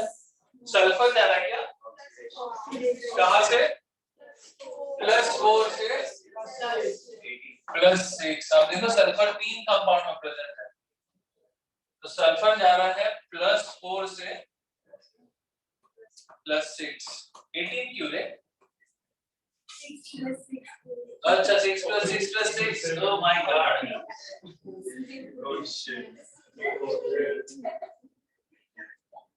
क्या देख रहे हो यार? सल्फर जो है +4 से +6 जा रहा है, ठीक है। अब इसमें कुछ यहाँ जाएगा, कुछ इधर जाएगा, कुछ उधर जाएगा, सबको ऐड नहीं कर देंगे। एक सल्फर एटम जो है, सल्फर एटम का इलेक्ट्रॉनिक कॉन्फ़िगरेशन याद है ना, 2, 8, 6, इसका मैक्सिमम ऑक्सीडेशन स्टेट हो सकता है कि 6 के 6 इलेक्ट्रॉन छोड़ दिया, सही बात है, इससे ऊपर नहीं ले जाना, +18 मत करना प्लीज, ठीक है ना। अच्छा, अभी जरा ध्यान से देखिए, +4 से +6 के लिए कितने इलेक्ट्रॉन गेन करेगा, 2 गेन करेगा या लूज करेगा, लूज करेगा, राइट, -2। अब आपको इस रिएक्शन में और कुछ बैलेंस नहीं करना, आपको सिर्फ इलेक्ट्रॉन्स बैलेंस करना। ऊपर वाला रिडक्शन हाफ है, नीचे वाला ऑक्सीडेशन हाफ है, दोनों में सेम नंबर ऑफ इलेक्ट्रॉन्स, मतलब जितने एक में से निकले उतने पूरा सेकंड में यूज होने चाहिए। अभी जरा अंदाजा लगाओ क्या करें, किसको किससे मल्टीप्लाई करें, 2 और 5 से नहीं, क्योंकि देखो कॉमन तो आएगा नहीं कुछ, इसको 2 से मल्टीप्लाई कर दो, इसको 5 से मल्टीप्लाई कर दो, तो इस केस में +10 इलेक्ट्रॉन्स आर रिक्वायर्ड, इसमें -10 इलेक्ट्रॉन्स, मतलब 10 electrons are release. Electron balance, अब आप देखो इसमें क्या बताना चाह रहा है, फॉर एवरी 2 Mn+7 एटम, ध्यान से सुनना, for every 2 Mn+7 atom you will require 5 sulfur +4 atom. ये रेशियो समझा, मैंगनीज इस टू सल्फर का रेशियो 2:5 ही रहेगा। अगर ये 4 करोगे तो इसको 10 करना पड़ेगा, ये 20 करोगे तो इसको 50 करना पड़ेगा, ये समझ में आया बात, रेशियो हमेशा 2:5 का रहेगा। ये रेशियो इसमें भी रहना चाहिए, क्योंकि आ तो रहा है कंपाउंड से, मतलब मुझे सबसे पहला चीज जो मिला कि पोटेशियम परमैंगनेट और SO2 2:5 के रेशियो में रिएक्ट हो रहा है। अब आप बाकी का बैलेंस करिए। ये इंफॉर्मेशन क्लियर हो गई नहीं? मेरे को बताओ, ये रिडक्शन हाफ में 5 इलेक्ट्रॉन गेन हो रहा था, ऑक्सीडेशन हाफ में 2 इलेक्ट्रॉन लूज हो रहा था। एक चीज रेडॉक्स का सिंपल है, जितना इलेक्ट्रॉन गेन होगा वो किसी न किसी ने लूज किया होना चाहिए। तो ये 5 और ये 2 दोनों को कैसे कॉमन इस पे लाऊं, तो मुझे इस रिएक्शन को 2 बार करना पड़ा, तो 10 इलेक्ट्रॉन यहाँ पे गेन करेंगे, और इस रिएक्शन को 5 टाइम्स कैरी आउट करना पड़ा ताकि 10 इलेक्ट्रॉन ये लूज करेगा।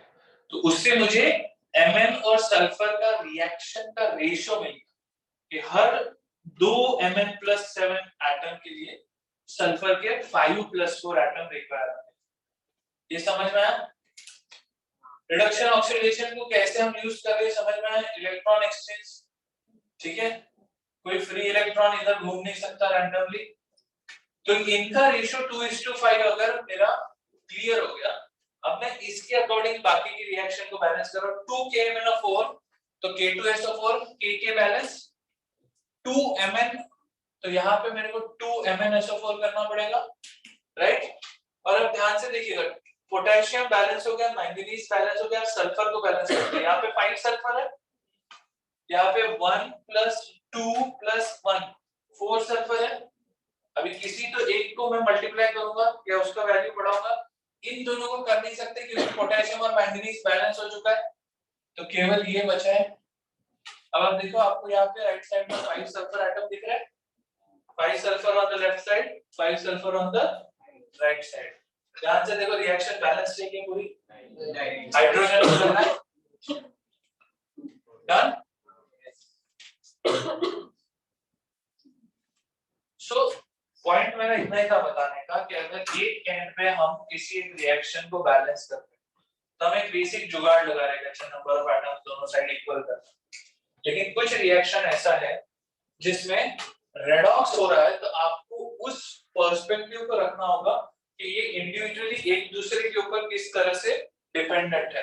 तो ये अगर इलेक्ट्रॉन ले रहा है तो इसको इलेक्ट्रॉन देना पड़ेगा, तभी ये रेडॉक्स होगा, और तब आप उसके अकॉर्डिंग बैलेंस करोगे। बताओ sir, if Mn is getting reduced and S is getting oxidized, then rest all the elements are expected to add. Yes, बाकी सब जस्ट साथ में कंपाउंड फॉर्मेशन में होता है। ये क्लियर हुआ क्या सबको? लिख लो इसको अच्छे से।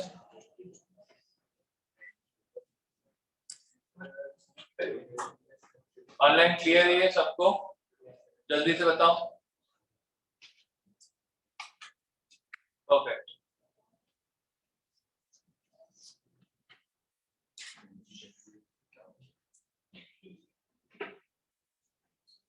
इससे ज्यादा और डिफिकल्ट नहीं करूंगा मैं आप लोगों की जिंदगी में। सर बट दोनों बैलेंसिंग के लिए है ना? क्या बैलेंसिंग के लिए है ना? दोनों मतलब this method and the other method. हाँ, दोनों बैलेंस के लिए तो जुगाड़ मेथड से प्रॉपर मेथड और एक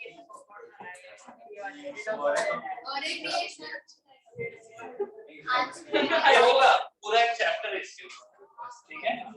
एक चैप्टर का नाम ही है रेडॉक्स। तो क्या खड़ा नहीं होता है लास्ट क्वेश्चन ना कर क्या मैं बता इतना इससे ज्यादा खतरनाक नहीं सिखाऊंगा, मतलब इजी तो सिखाने दो। नहीं छोड़ दो अभी, खतरनाक नहीं क्या हां सीखने को बचा है, कौन है वो? ये वन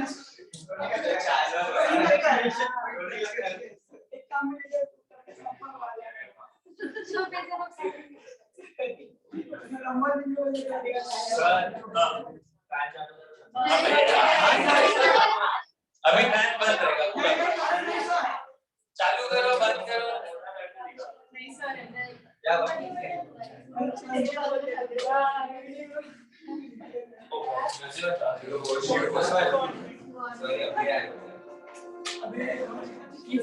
इतने समय बाद तुम स्कूल जाते हो, मैं हर पल तुम्हारा ख्याल नहीं रखता हूँ।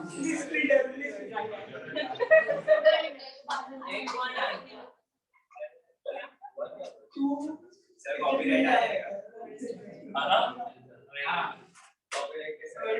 सर म्यूट कर दो, नहीं आएगा।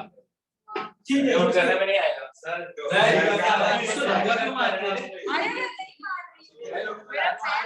ऐसा से 8-10 लोग गिर गए तेरे कार से। सर आप म्यूट कर दो, कुछ नहीं है। ठीक है सर वाइड अभी एक चीज जरा ध्यान से समझिए, ग्रुप नाम बोलिए।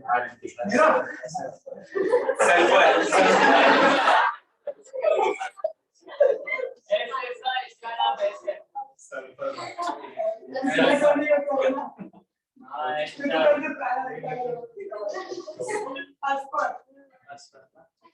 बुला लो, तेरे को यहाँ पे बैठेगा मेरे पास, हाँ?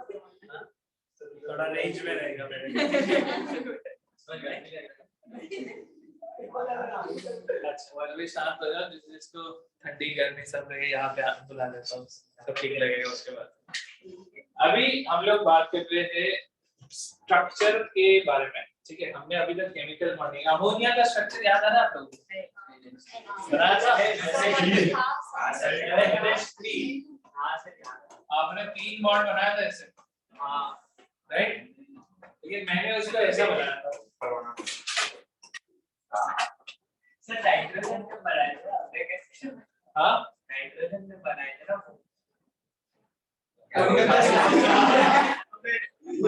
मम्मी को थोड़ा कम दिया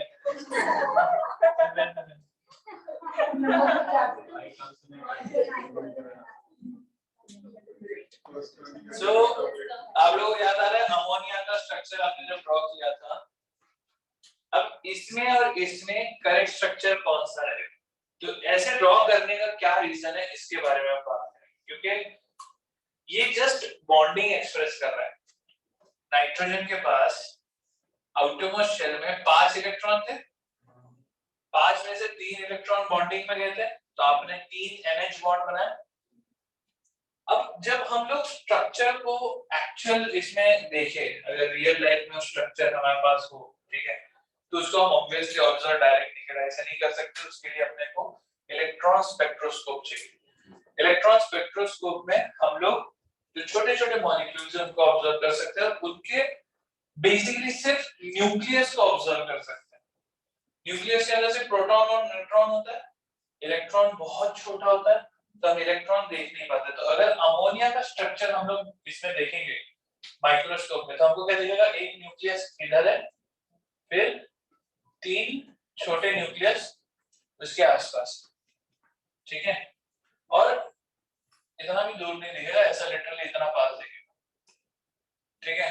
अब आपने को एटम तो दिख नहीं रहा, एटम अपने को इमेजिन करना पड़ेगा। अच्छा ये न्यूट्रॉन, ये जो है नाइट्रोजन का एटम है, ठीक है, तो इस तरह से अमोनिया का हमको स्ट्रक्चर दिखेगा। अब हमको ये रियल लाइफ में स्ट्रक्चर का शेप क्या है, ज्योमेट्री क्या है, 3 डायमेंशन में कैसा दिखता है, वो चीज समझना है, ठीक है। सबसे पहला पॉइंट, एक बॉन्ड जो तेरा नाम क्या है? यादव भैया, विकास विकास विकास आ जाता है, विकास करेंगे दोनों बार नहीं रहने दो, दोनों निकल बाहर आगे, मैं आगे निकालूं, मेरी चलेगा, उठ जा, तो भी उठ जा, तो भी उठ जा,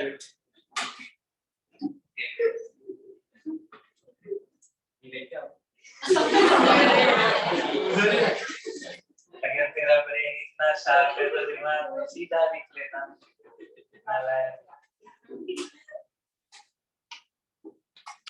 तो मैं बता रहा था कि जो कोवैलेंट बॉन्ड है उसको जरा ध्यान से सोचिएगा। एक कोवैलेंट बॉन्ड इज बेसिकली इसका एक इलेक्ट्रॉन और इसका एक इलेक्ट्रॉन आपस में शेयर है, ठीक है।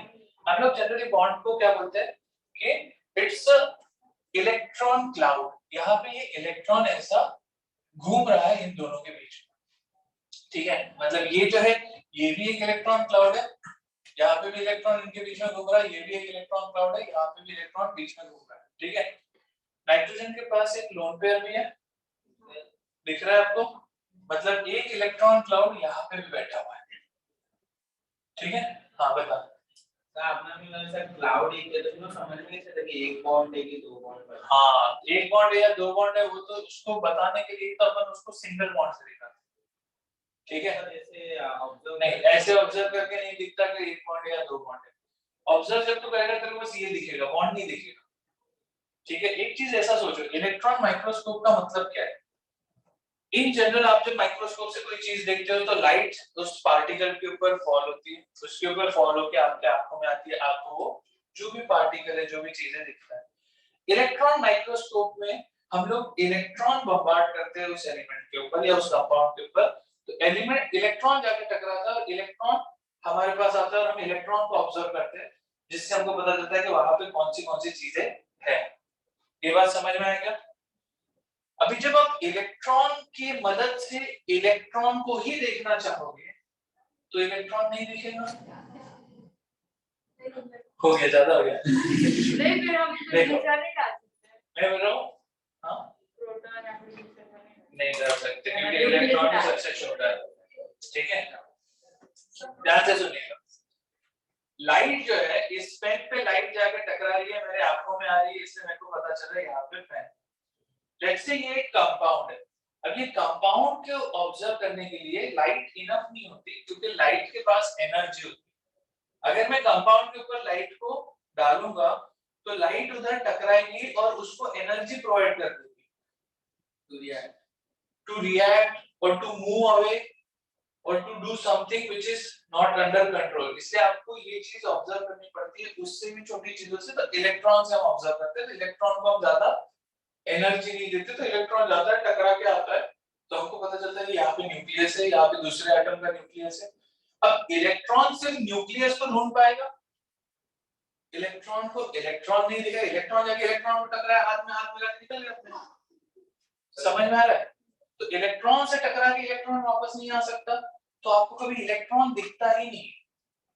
ये बात समझ में आया? एक काम करते हैं, सर्वर तो टकराएगा ही ना, वो रिपेल होगा ना चार्ज से। करेक्ट, लेकिन रिपेल होकर कहीं भी निकल सकता है ना।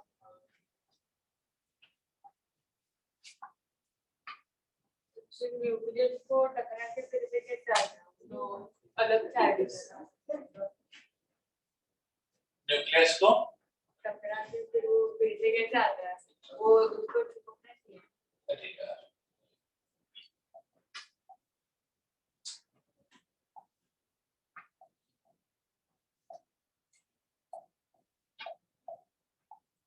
उसको चिपक जाना चाहिए नहीं?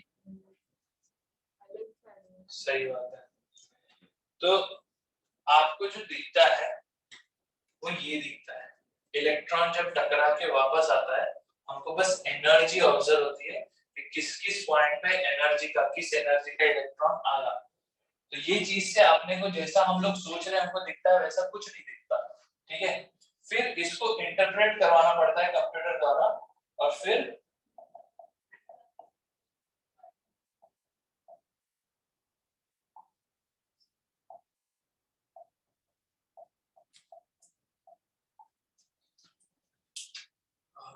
आपको कुछ इस टाइप की इमेज दिखती है। इमेज दिख रही है सबको? ये हाइड्रोजन का मॉलिक्यूल है। आपको दिख रहा है 4 हाइड्रोजन के मॉलिक्यूल है यहाँ पे। हमको जस्ट ये फील होता है कि न्यूक्लियस है और न्यूक्लियस के अराउंड। आप सोचो ये एटम कितना बड़ा है, ये लिटरली एटम इतना बड़ा है हाइड्रोजन का, समझ रहे हो? ये सिर्फ न्यूक्लियस है ये जो देख पा रहे हैं हम लोग, और ऐसा स्ट्रक्चर दिखाया गया। तो रियल स्ट्रक्चर जो आप देखोगे तो आपको देख के कहीं पे भी वो फील नहीं होगा जो हम लोग बना के देखते हैं। अगर इसी को आप मान लो ये एक हाइड्रोजन का मॉलिक्यूल है, क्या मुझे दिख रहा है इसके बीच में कितने बॉन्ड है? ऑक्सीजन भी ऐसे ही दिखेगा, नाइट्रोजन भी ऐसे ही दिखेगा। क्यों? क्योंकि 2 एटम है। आपको बस न्यूक्लियस का साइज पता चलेगा, न्यूक्लियस छोटा है या बड़ा। ये बात समझ में आई?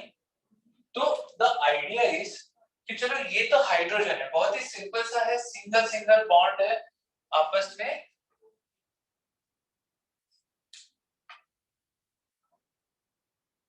राइट? इस तरह से बॉन्डेड है। लेकिन अगर मेरे पास बड़ा मॉलिक्यूल है तो मुझे कैसा दिखेगा? आपको समझ में आ रहा है मैं जब बोल रहा हूँ इलेक्ट्रॉन क्लाउड का क्या मतलब है?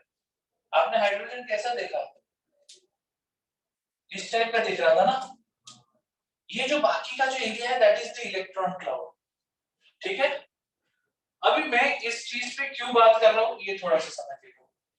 इलेक्ट्रॉन एक दूसरे को रिपेल करेंगे, राइट? मतलब इलेक्ट्रॉन क्लाउड भी एक दूसरे को रिपेल करेंगे।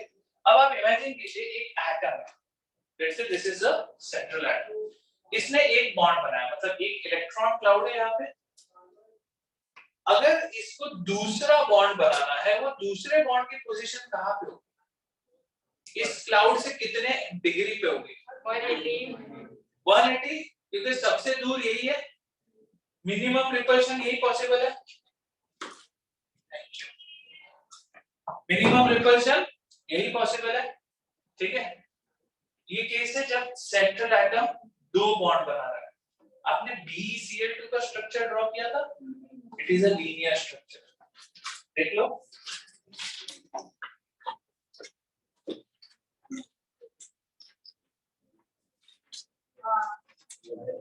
आ रहा है यार?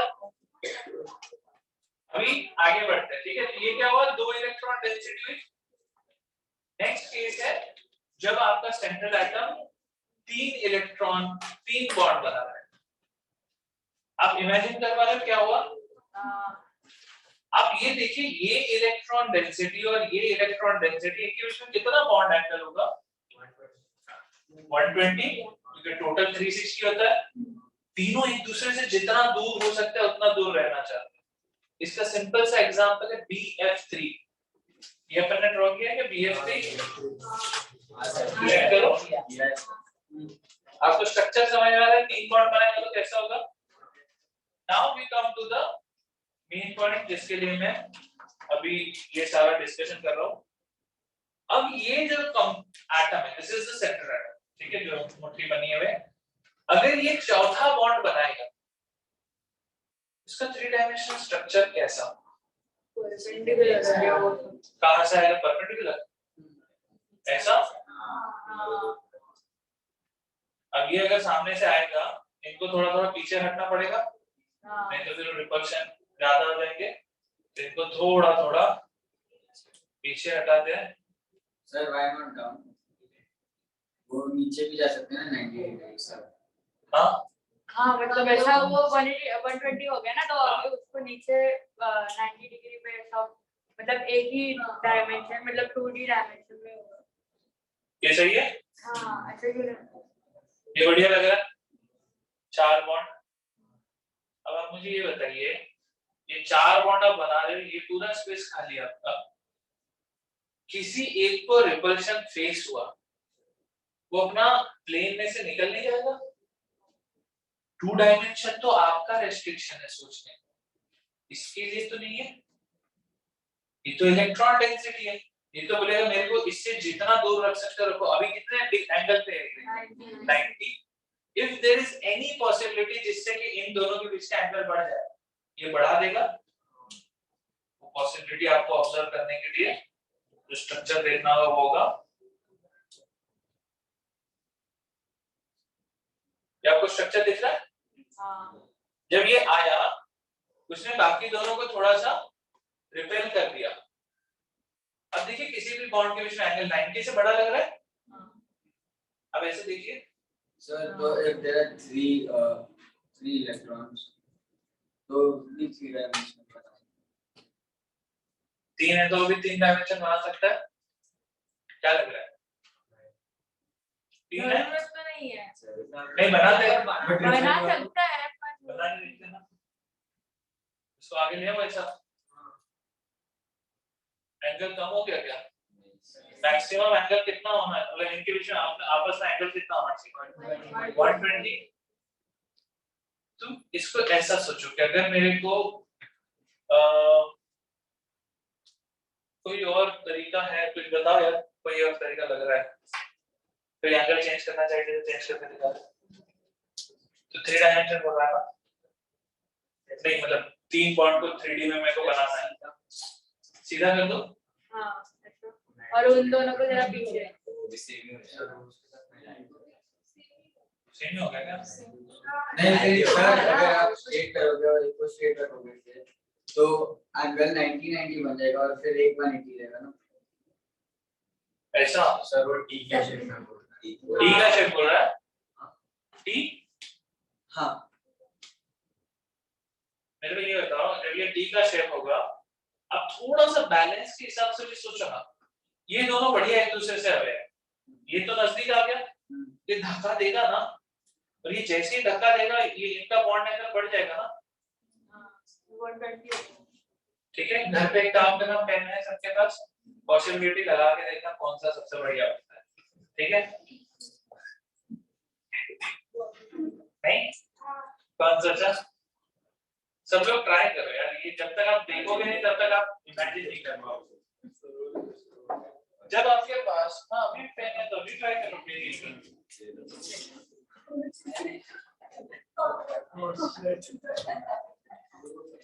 कितने लोग से एक ही पेन लेके आते हैं?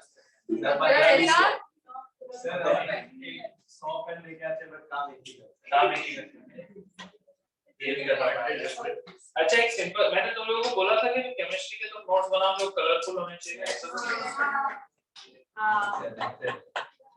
yeah, it will be same only in case of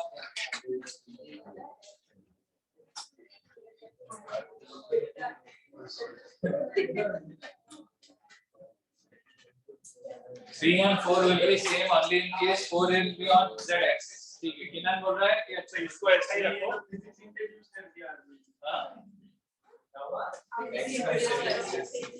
इसको ऐसा ही रखो बोले और इसको एक z axis पे ऐसा लगा राइट। तो ये बोलना चाह रहा है अब यहाँ पे सिंपल सा इशू आ गया ये जो है ये सबको 90 डिग्री से इलेक्ट्रॉन रिपेल कर रहा है सर तो कितने एंगल पे कुछ अदर्स कितने डिग्री एंगल पे वो नहीं तो ये 109 डिग्री 28 मिनट्स पे एक दूसरे को रिपेल नहीं करता। वही स्ट्रक्चर जो था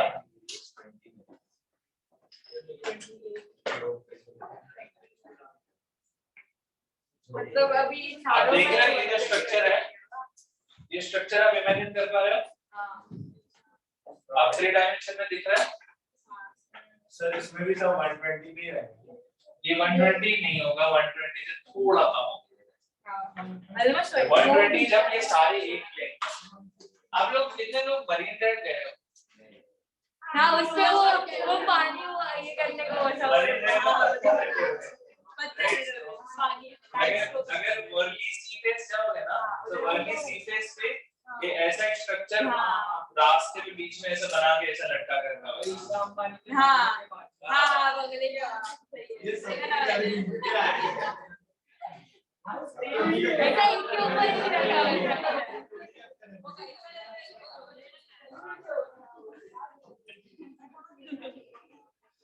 सही है जैसे भी याद रहे ठीक है याद है ना तो वो जो स्ट्रक्चर है वो टेट्राहेड्रल है वो क्यों है वहां पे वो टाइट को टाइट चेन से बांधा हुआ है करेक्ट लेकिन क्यों बना है वो सी क्यों आ रहा उस पे टाइट को टाइट पानी नहीं आने को टाइट पानी नहीं आने को अच्छा तो ये समझ में आ रहा है सी में कांस्टेंटली वेव चलते रहेगा वेव कांस्टेंटली वॉल पे लगते रहेगा तो वेव कांस्टेंटली वॉल को तोड़ने के इसमें लगा होगा इट्स अ कंटीन्यूअस प्रोसेस रुकता थोड़ी है तो आपको अगर वेव से वॉल को सेव करना है बचाना है तो आपको क्या चाहिए कि वो पानी का जो एनर्जी है वो वॉल को टकराने से पहले रिड्यूस हो जाए तो वो एनर्जी रिड्यूस करने के लिए वहां पे ये टेट्राहेड्रल शेप्स डाले हुए हैं ताकि पानी जब आता है ये जो शेप है इसका एक इंटरेस्टिंग पार्ट ये है कि ये सिमेट्रिकल शेप है इसको आप किसी भी एंगल से देखो इनके हर एक के बीच में सेम एंगल है और सिमेट्रिकल शेप है तो जब इस पे पानी टकराता है तो एनर्जी इधर उधर से डिसिपेट हो जाता है और सिमेट्रिकल है तो आप उसको बस उठा के फेंक दो जैसा भी रह रहा है और ये रॉक को टकरा के डिस्टेंस करके जाते छूटता नहीं है चलेगा ना और डालते लेकिन तो सही जो भी चीज तुम डाल रहे हो समुद्र उससे टकराता है तो इवेंचुअली उसको इरोड होना ही है लेकिन जो वॉल है तो बार-बार वॉल तो नहीं बनाना बैठेगा टूटेगा तो नहीं क्योंकि एनर्जी बहुत तो this is like the best shape possible जिसमें एनर्जी सबसे ज्यादा इधर उधर से निकल जाती है और इसका लाइफ सबसे ज्यादा रहता है कल उठ के अगर कुछ टूट भी गए नए डाल दो 8-10 पीस और चलते रहेंगे समझ में आया टेट्राहेड्रल स्ट्रक्चर समझा के सबको अभी मैं थोड़ा सा टेट्राहेड्रल का कॉन्सेप्ट इसमें सोचने की कोशिश करो अमोनिया दिख रहा है सबको आपको ये समझ में आ रहा है मैंने नीचे जो बॉन्ड ड्रॉ किए थे अगर मैं अमोनिया की बात करूं तो नाइट्रोजन जो है इसका ऊपर में लोन पेयर है right it is still an electron pair repel करेगा और नीचे में ये जो 3 बॉन्ड है even they are electron pair ये भी आपस में एक दूसरे को रिपेल करेंगे तो जब मेरे पास एक एटम है जिसके ऊपर ऐसे 4 इलेक्ट्रॉन पेयर्स है तो चारों एक दूसरे को रिपेल करके कैसा स्ट्रक्चर बनाएंगे, टेट्राहेड्रल। तो आप जब भी अमोनिया ड्रॉ करोगे तो आप उसको अगर इस तरह से ड्रॉ करोगे तो आपको डेफिनेटली पता है कि अमोनिया का ज्योमेट्री क्या है। समझ में आई ये बात? असफर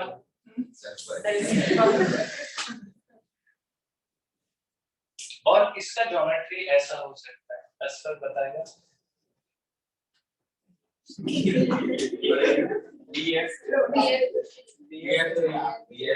BF3 का ऐसा होगा क्या? BF3 तो सिर्फ 3 ही बॉन्ड बनाता है। 3 बॉन्ड बनाता है तो कैसा हो जाएगा?